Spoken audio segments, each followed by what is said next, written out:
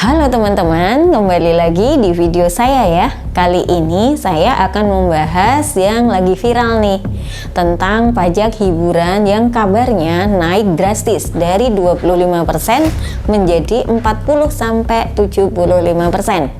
Kok bisa ya?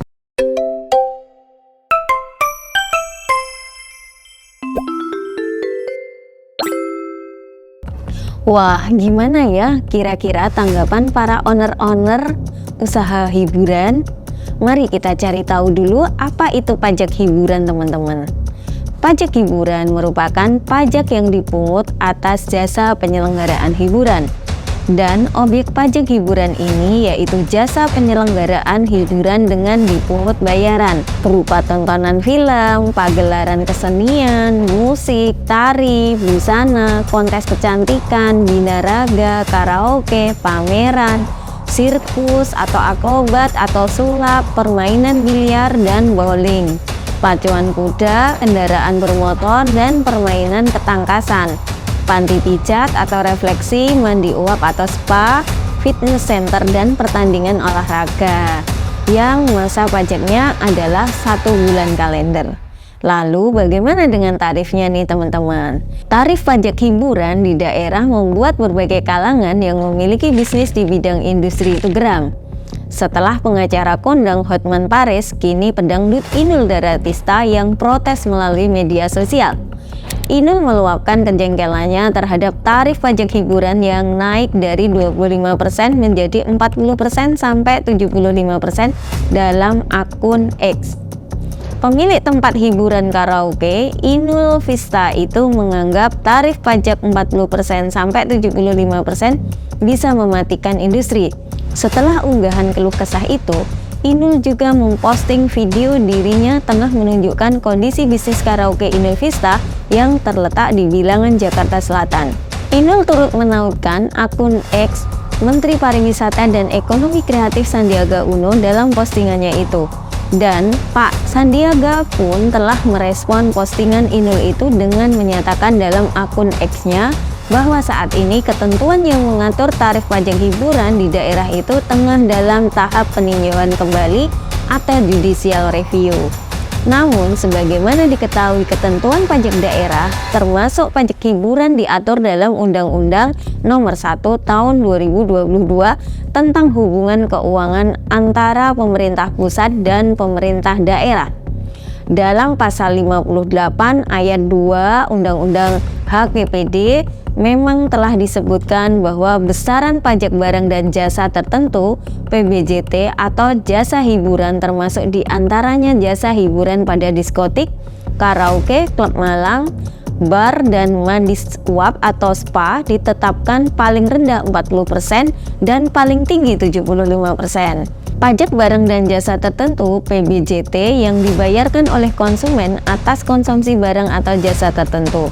PBJT termasuk jenis pajak yang dipungut pemerintah kabupaten atau kota selain sederet pajak lain, semisal PBB, P2, BPHTB, pajak reklame, PAT, pajak MBLB, pajak sarang burung walet, obsen PKB, dan obsen BBNKB.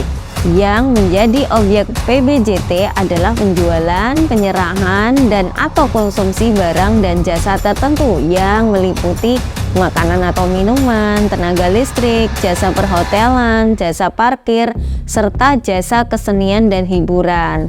Pemerintah menerapkan tarif tertinggi PBJT sebesar 10%. Akan tetapi, khusus jasa hiburan diskotik, karaoke, klub malam, bar, dan mandi uap atau spa dikenakan pajak senilai 40% sampai 75%. Keterangan ini tertera dalam pasal 58 butir 2 yang berbunyi khusus tarif PBJT atas jasa hiburan pada diskotik, karaoke, klub malam, bar, dan mandi uap atau spa ditetapkan paling rendah 40% dan paling tinggi 75%.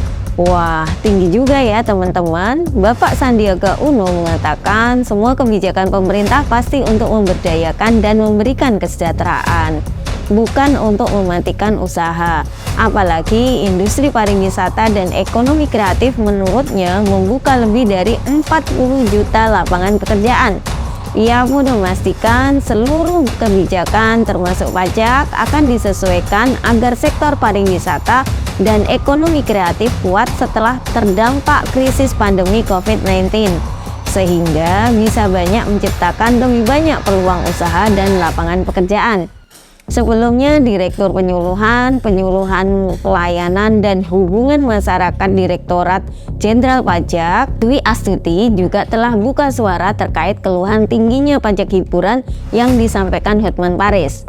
Dwi mengatakan penerapan tarif pajak yang tergolong PPJT untuk jasa hiburan pada diskotik, karaoke, klub malam, bar, dan mandi uap atau spa itu sudah sepenuhnya menjadi kewenangan daerah. Kewenangan itu diserahkan ke Pemda karena telah menjadi ketentuan dalam Undang-Undang HKPD. Dengan demikian, DJP tak ada peran untuk mengevaluasi ataupun mengawasi besarannya sesuai kondisi ekonomi nasional. Kira-kira bagaimana ya teman-teman? Apa yang bisa dilakukan kita? Solusi terbaiknya adalah menunggu keputusan resmi karena aturan kenaikan pajak ini masih dikaji ulang dan masih bisa direvisi oleh Kementerian Pariwisata dan Ekonomi Kreatif setelah mendapatkan keluhan dari pelaku pariwisata di Bali. Begitu dulu ya teman-teman pembahasan mengenai pajak hiburan kali ini. Next kita bahas apa lagi ya? Komen yuk, jangan lupa like, komen, dan subscribe ya teman-teman untuk mendapatkan informasi menarik lainnya. Sampai jumpa di video saya selanjutnya ya. Salam sehat dan salam growth mindset.